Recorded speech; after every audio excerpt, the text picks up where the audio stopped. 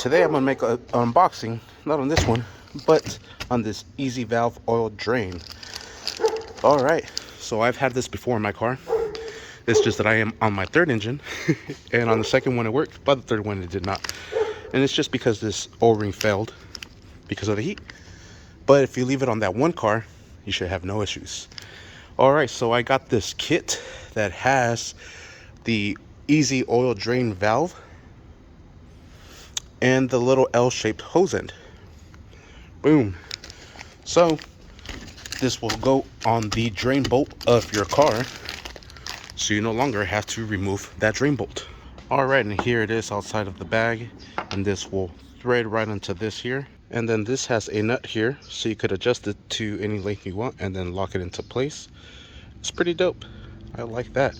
That's gonna save, I don't know, 2-3 minutes.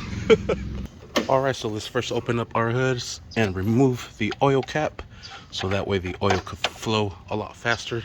Next, remove the drain bolt and keep a rag with you. Will be the last time you have to use a rag. Come on, baby, let's go. That's why you're gonna need a rag. And we'll let this drain completely. All right, once it finishes draining, we'll wipe that down, and then we'll install our Easy Valve into place. Just thread it on, and there it goes. For a second I thought I had the wrong size. All right, then I'm going to use a crescent wrench to tie this up. All right, and there it is. And I'm going to just adjust this little valve, so it's pointing downwards, but I had it open and you can see the oil dripping off of it already. So we'll close this up and we'll readjust this little valve here. All right, there it is, nice and aligned and sweet. Look, it's pouring out. Shit, yeah, that is sick. I think I overturned it a little bit. Looks a little cockeyed. Come on.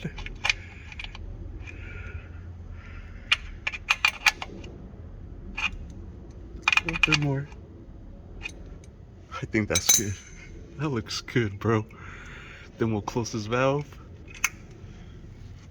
Wipe this off. You could even connect a hose to this and then just make it drop in here, and it'll flow everything down into the pan. Worth every penny, if you ask me. Now I have to just swap out the filter and fill it up with oil, and we'll see if it leaks. All right, and we'll fill it up with oil. We'll fire this thing up and just go check underneath, and there we have it. No oil leaks. Sweet. Thanks for watching. Please like and subscribe.